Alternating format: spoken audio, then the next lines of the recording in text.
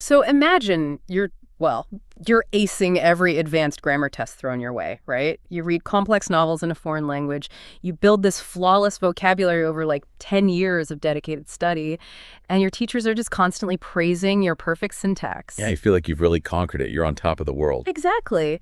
But then you travel abroad, and you just freeze completely when a barista asks you a seemingly simple, fast-paced question at a crowded coffee shop.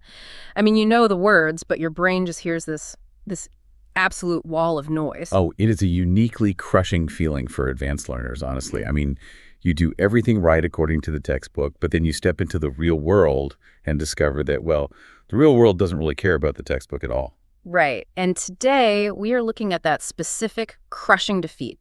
We're doing a deep dive into why advanced language learners, and we're talking like C1 and C2 level English learners here, struggle so profoundly to understand fast, real-life conversations. It's a huge issue.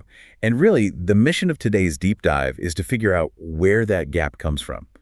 Why does high-level academic fluency just suddenly evaporate when you step into a crowded room? To explore this, we're going to look at the story of Lena. She's a 34-year-old architect, and her experience it perfectly illustrates this frustrating gap between having, book smarts and actual natural conversational fluency. Yeah, and we need to establish right up front that Lena's problem is absolutely not a lack of knowledge. I mean, her credentials on paper are flawless. She performs incredibly well on rigorous grammar tests. Oh, totally. She excels at reading comprehension. And if you put her in a highly structured conversation like a formal classroom setting or a very, predictable exchange, she is brilliant. Okay, let's unpack this because her profession as an architect is actually the perfect way to visualize what is happening to her brain here. Lena's situation with English is exactly it's like perfectly memorizing the blueprints of a massive, complex house. Oh, that's a great way to look at it. Right, because she's studied so hard, she knows where every load-bearing wall is, and that represents the grammar. She knows the dimensions of every single window and door, which is her vocabulary. So on paper, she completely owns that house. Exactly. But having the blueprint gives you absolutely no idea how to actually navigate the building once a family moves in. Like, they start throwing their laundry on the floor, rearranging the furniture, letting the dog run through the hallways, and just generally messing up the rooms. Yeah, because the blueprint is static. It's pristine. But a spontaneous conversation is a lived-in, messy reality. And because of this massive disconnect between the static blueprint and the messy reality, Lena finds herself agonizing over three distinct questions. And these are questions I think anyone learning a language has asked themselves at some point. Oh, absolutely. The first question she asks is, why can I understand English subtitles but not real conversations? The subtitle paradox. It feels like you're consuming the exact same media, but your brain is doing entirely different work. Exactly. And the second question follows right on its heels. Why do native speakers seem to speak so incredibly quickly? And finally, the third one. Why do I know so many words, but I still miss the meaning of the whole sentence? It's so frustrating. It is. And these questions highlight a fundamental disconnect between visual language processing and auditory reality.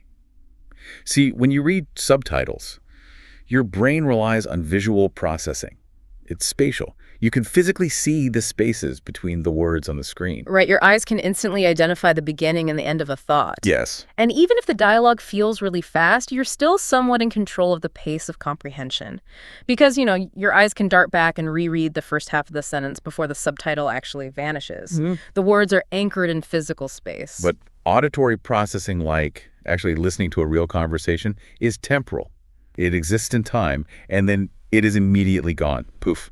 There are no visual spaces between the words hitting your eardrum. It's just a continuous stream of sound waves. So when Lena asks why she knows the words but misses the meaning, it's because her brain has spent years being trained to recognize the visual blueprint of the word. Yeah. It really hasn't been trained to recognize the messy, fast-paced acoustic signature of that word as it just flies by in real time. So it's like she has the vocabulary, but it's stored in the totally wrong filing cabinet.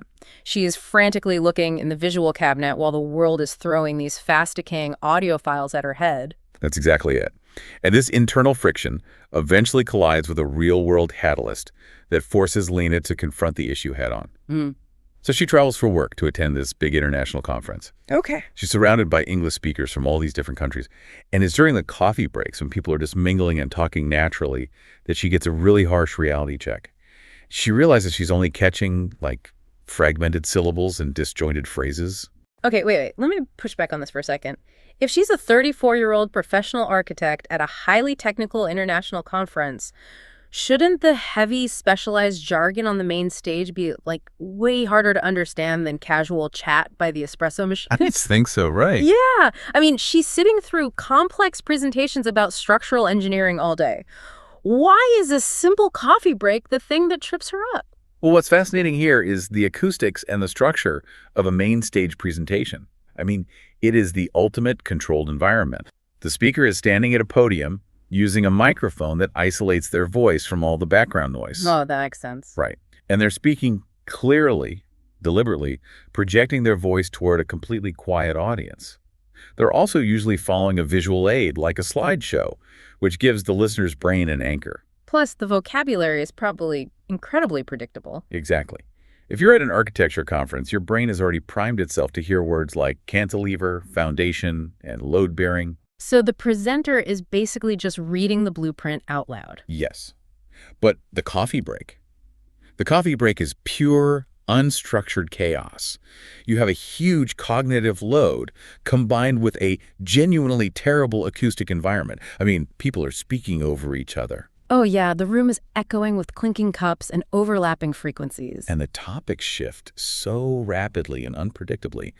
Like 1 minute you're talking about beam stress, and the next minute someone is making a sarcastic joke about a delayed flight or a local restaurant or some random pop culture reference. With no script, no slides, and no microphone. None of it. So the coffee break really is the messy house with the family running through it. It is. And it's in this chaotic environment that Lena makes a really crucial realization. Because, she could easily shut down and internalize the failure. She could just think, oh, I guess I just isn't smart enough, or I haven't studied hard enough. Which is what a lot of people do. They do. Yeah. But she recognizes that her failure in these moments is completely disconnected from her intelligence or her effort. And I think for anyone listening right now who has felt this exact same panic in a meeting or at a social event, that is the most vital takeaway. It's not that you didn't study the flashcards enough. Your intelligence is not the variable here. The variable is just a lack of exposure to the unstructured reality of the spoken language. And because Lena realizes it isn't an intelligence issue, the discouragement she feels at that coffee break transforms into this fierce curiosity. She starts acting like an architect again. Oh, I love that. She wants to analyze the physical structure of the problem. Exactly. She asks a mechanical question. What exactly happens when people speak naturally? So she basically goes looking for the structural flaws in the language itself. And she observes 4 very specific phenomena happening out there in the wild. First, people speak quickly. Second, words seem to disappear entirely. Third, sounds connect together. And fourth, idioms appear unexpectedly. Let's look at the actual biomechanics and the psychology of those 4 points, starting with speed. Because when Lena says native speakers talk too fast, she's actually identifying a processing bottleneck. Well, fast is relative. To a native speaker, the pace feels totally normal because their brain chunks sounds together automatically. But for a learner, the brain is trying to parse every single phonetic input individually. Oh, wow. Yeah, so by the time Lena's brain has decoded the first 3 words of a sentence, the speaker is already on, like word 10. Her working memory just overloads and dumps the information. That completely explains that feeling of being overwhelmed. But the next 2 phenomena, words disappearing and sounds connecting, are where the actual physics of speech come into play. It makes me think of learning to play music. Okay, tell me more about that. Like when you're a beginner, you learn words like individual notes on a piano. You press a C, you lift your finger. You press an E, you lift your finger. Press a G, they're distinct, separate, clear. Right, which is exactly how a textbook teaches language. Every word is an isolated event. Exactly. But when native speakers are in a spontaneous conversation, they aren't playing individual notes anymore. They're pressing all the keys down at once to play a musical chord. They're blurring those distinct notes together into a single, continuous sound wave. That is a brilliant analogy. And if your textbook only ever taught you to listen for the individual notes, your brain simply cannot process the chord. No, it can't. Yeah. And the concept of the musical chord directly translates to the second phenomenon she noticed, words disappearing. Yeah. In linguistics, this often involves a process called elision. The elision. Yeah, elision is basically the omission of a sound or a syllable when speaking. And native speakers don't do this to be difficult. They do it because of the biomechanics of the mouth and the natural rhythm of the language. Because, you see, English is what linguists call a stress-timed language. Oh, I've heard of this, which Yeah. means the rhythm of the sentence is dictated by the stressed important words, and everything else just gets kind of squished together to fit the beat. Exactly. The space between the stressed words has to remain roughly the same, no matter how many unstressed words are jammed in between them. So to maintain that rhythm, native speakers literally swallow syllables and drop consonants. They're optimizing for breath and speed. So the function words like to, for, at, and, those are the first casualties. Always. Going to becomes gonna, want to becomes wanna, but it happens on a micro level too. Take the word comfortable. Technically, it's 4 syllables, right? Yeah. Comfortable. Right. But a native speaker drops an entire syllable and just smashes the consonants together, saying, Comfortable. yeah, definitely say it like that. So when you, as a listener, feel like words are disappearing in a fast conversation, you aren't crazy. They literally are not there in the acoustic signal. They are physically absent. You're straining your ears trying to hear a sound that the speaker never actually produced. Exactly. And this economy of effort blends directly into the third phenomenon Lena noticed: sounds connecting together. This encompasses linguistic concepts like assimilation and catenation. Okay, lay those out for me. Sure. So catenation is when the consonant at the end of one word attaches to the vowel at the beginning of the next word. Like if a speaker says an apple, the end sound moves over. Acoustically, they're actually saying maple. Oh, maple, right. But assimilation is even trickier. It happens when one sound changes to become more like a neighboring sound, simply because it's physically easier for the tongue and the jaw to execute. So the vocal tract is just constantly looking for shortcuts. Always. A classic example is when a word ends in a T or D sound, and the next word begins with a Y sound. Think of the phrase, did you? The jaw has to do a lot of work to articulate the D and then reset for the Y. So the vocal tract takes a shortcut and blends them into a J sound. Did you becomes didja, don't you becomes docha. Or take a phrase like, stop it. The native speaker just smashes them together into stop it. Wow. And to a native speaker, sliding the sounds together like that feels completely natural. It literally requires less muscular effort. But to Lena, who is visually searching her mental dictionary for a word spelled D-I-D-J-A or S-T-O-P-P-I-T, it is completely baffling. She can't find the word because it's not on the blueprint. It isn't. And if we categorize these challenges, those first 3 phenomena, the perceived speed, the disappearing words via elision, and the connecting sounds via assimilation, those represent the physical hurdles of natural speech. It's really about the actual biomechanics of the mouth, the physics of sound waves, and how the brain processes rapid auditory input. Right.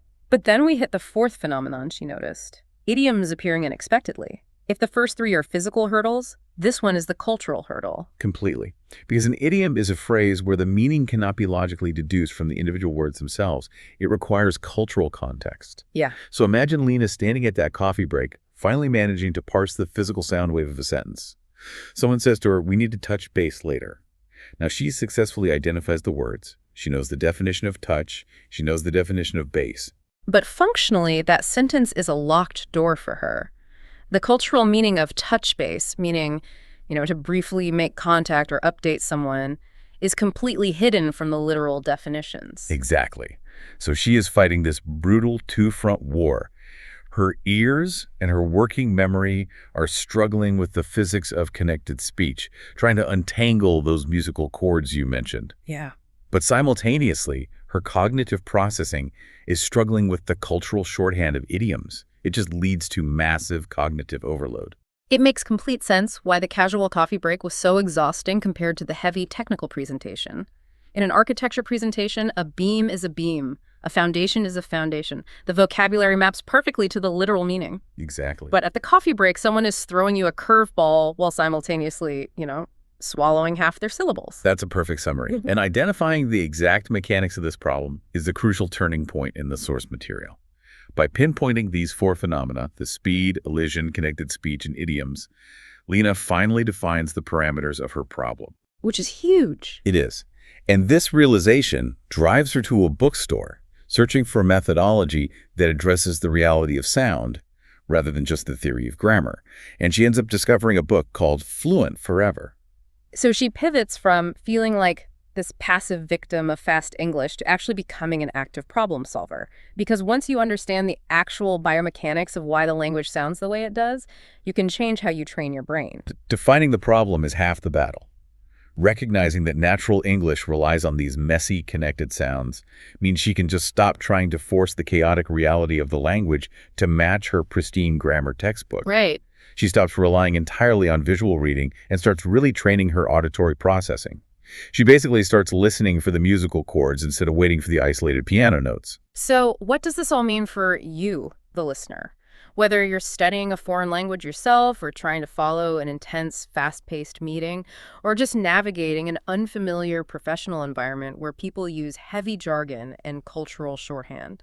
If you suddenly feel completely lost, remember Lena the architect. Yeah, remember that hitting a wall in a spontaneous, unstructured environment is not a reflection of your underlying intelligence. You built the house perfectly on paper. You have the blueprint. The barrier you are experiencing is simply a lack of exposure to the messy, chaotic reality of how people actually communicate when they let their guard down, prioritize speed over clarity, and rely on cultural context. Because fluency is not about maintaining the pristine laboratory. Right. Fluency is learning to navigate the rooms after the furniture has been rearranged and the dog is running through the house. I love that. And, if we synthesize everything we've looked at today, from the cognitive load of auditory processing to the physical shortcuts of the vocal tract, it really leaves us with a profound implication about how language is taught and evaluated in the first place. Oh, absolutely. If standard academic tests are measuring an isolated, visually anchored, perfectly articulated version of a language. It really begs the question, doesn't it? If natural, fluent speech relies so heavily on words physically disappearing, sounds melting together into unrecognizable chunks, and idioms that totally defy literal translation, then maybe the rigid, proper grammar we relentlessly test learners on isn't actually the real language at all. Wow. Are we spending years evaluating people like Lena on a sterilized, artificial version of the language that absolutely no native speaker actually uses in their daily life? If the blueprint doesn't match the house anyone actually lives in, maybe it's time we start drawing new blueprints.